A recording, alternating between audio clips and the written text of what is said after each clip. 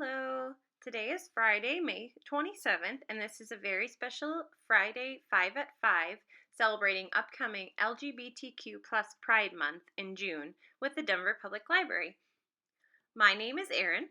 I'm a librarian at DPL's Central Library, and in 15 minutes or less, we'll have you up to speed on 5 new titles we can't wait for you to read or listen to. Pride Month in June commemorates the Stonewall riots and celebrates the contributions of LGBTQ folks throughout history and today.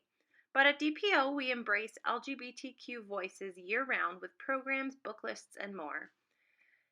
Following are a few things happening in June for Pride Month around the library system. Visit denverlibrary.org/pride to learn more about what's being offered. All ages Pride fan painting as fun and just the right amount of messy. Drop in at the following locations. Ross University Hills on June 10th at 10:30. Gonzales Branch on June 11th at 2 p.m. Schlesman Branch on June 18th at 10:30 a.m. Ross Barnum Branch on June 29th at 4 p.m. And get your Juneteenth plans in order, starting with a block party on Saturday, June 11th from 1 to 3 p.m. at our Ford Warren branch. Gather with us to celebrate freedom, family, and heritage. There will be fun games, live music, giveaways, catered local food, and ice cream. And here are May's book recommendations, specially selected to celebrate the diversity that is Pride. The cover of Jessica Campbell's graphic novel, RAVE, gives readers a hint about what's inside. Smiley face eyes and a somber face covered with a rose-colored veil. A snapshot of what seems to be the early 2000s, complete with dial-up internet, RAVE is very much a queer coming-of-age story. When evangelical church-going, socially fearful Lauren gets matched up with Wiccan, free-willing Mariah for a high school project on evolution, these two lonely girls find each other during a study session sleepover.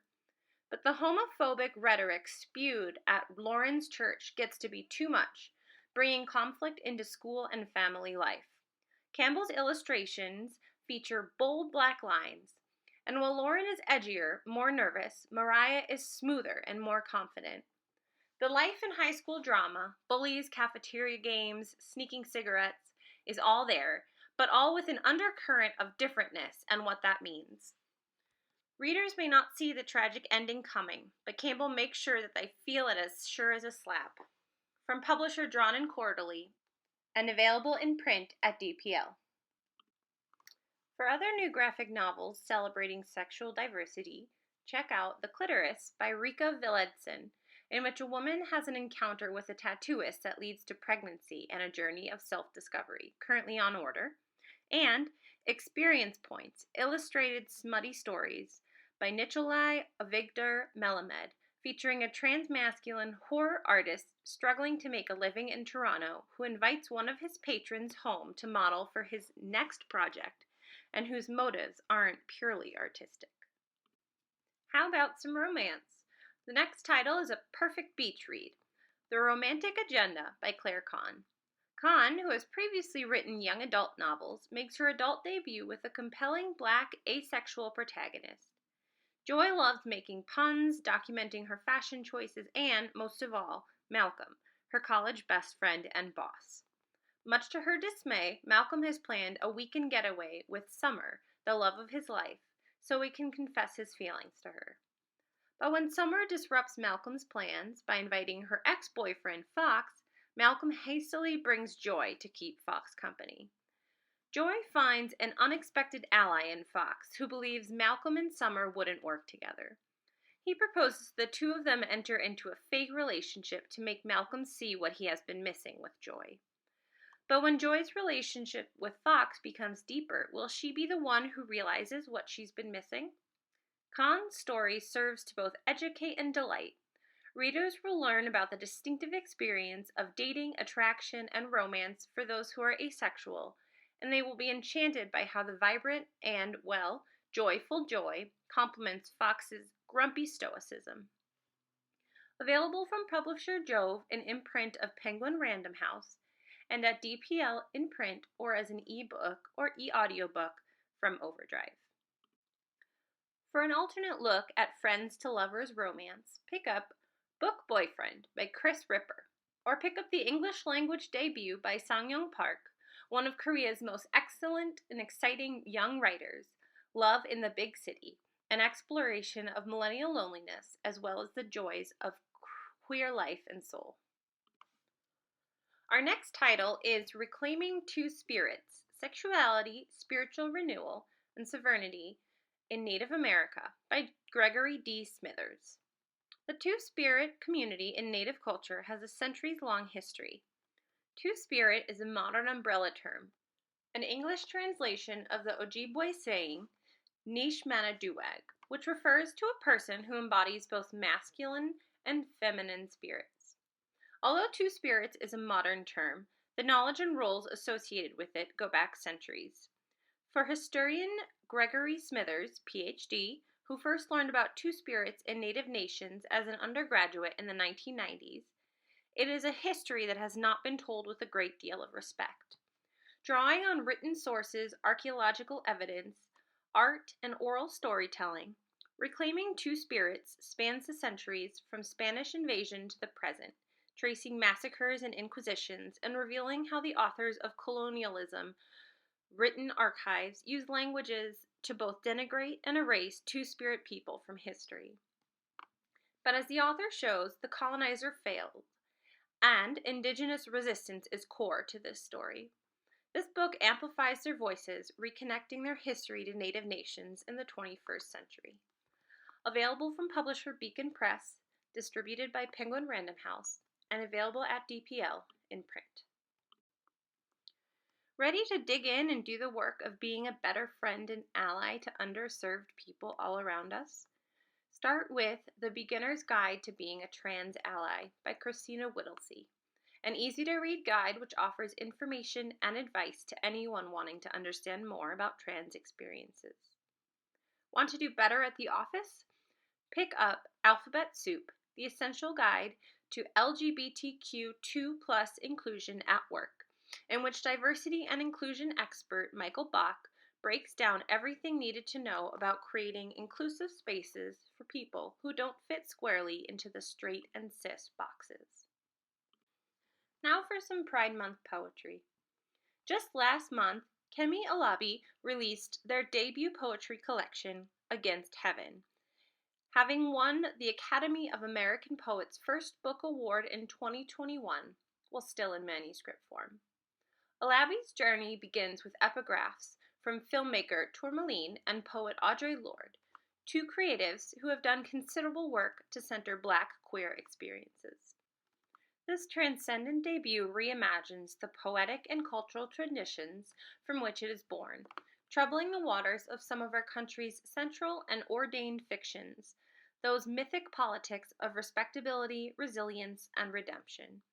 Poetry lovers who embrace intricacy and a bold approach to what language can do will appreciate this debut, which, as its title suggests, pushes against traditional ideas of paradise, linguistically and otherwise. Alabi has written an astonishing collection of magnificent range, commanding the full spectrum of the Black, queer, spirit's capacity for magic, love, and ferocity in service of healing, the highest power there is. From publisher Grey Wolf Press and available at DPL in print.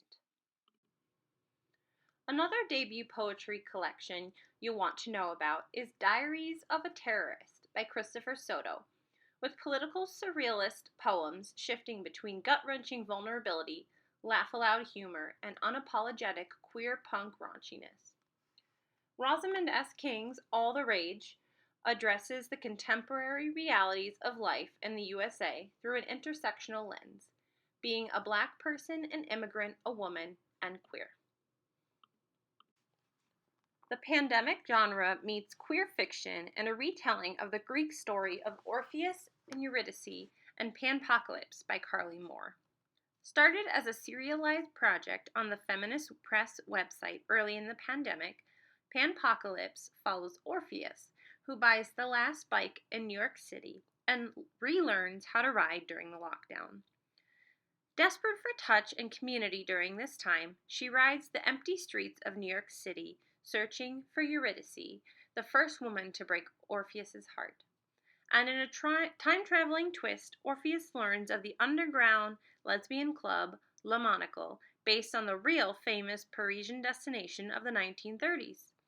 As she goes back in history, Orpheus searches for joy and friendship amidst the backdrop of a very dark time in her present.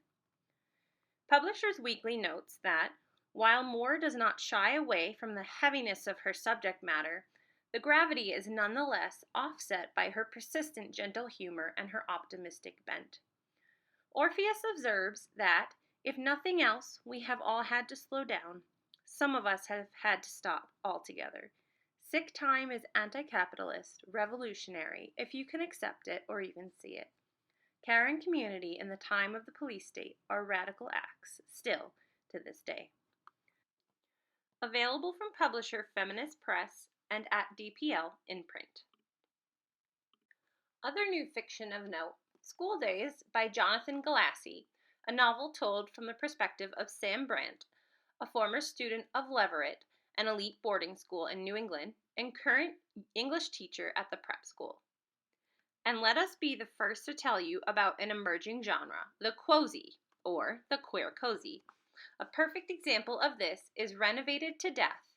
Frank Anthony Polito features a gay couple who solve crimes while renovating houses in suburban Detroit as part of their hit reality show, Domestic Partners. And, in case you missed it, Queer Data Using Gender, Sex, and Sexuality Data for Action by Kevin Guyan, Just the Facts, plus more. In his debut book, Dr. Kevin Guyan has been driven to bring the LGBTQ plus community closer to the abundance of data that surrounds them. While a census or survey can shine a light on some parts of the LGBTQ plus community, it also pushes some of the wider community further into the shadows and isn't doing anything to capture those identity categories. Guyan writes about diversity monitoring forms and work around administrative practices such as applying for a passport, registering for a driver's license, or applying to change the sex marker on a birth certificate, and how all of these practices are designed to empower some people and disempower others. The author notes that it's not about policing how people identify, but providing space for people to make sense of their own identity, even if it changes. Available from publisher Bloomsbury and in print at DPL. For more facts and figures, check out LGBTQ Life in America, Examining the Facts by Melissa R. Michelson and Brian F. Harrison. And get the timeline right with Queer Story, an infographic history of the fight for LGBTQ plus rights. That's it for this month. Thanks for tuning in to Denver Public Library's Friday 5 at 5 Pride Edition, and we hope you enjoy these great reads and listens. Check out or place a hold on these titles and a whole lot more right now at denverlibrary.org, link below, and be sure to tune in next month for a whole new batch of recommended reads. Bye!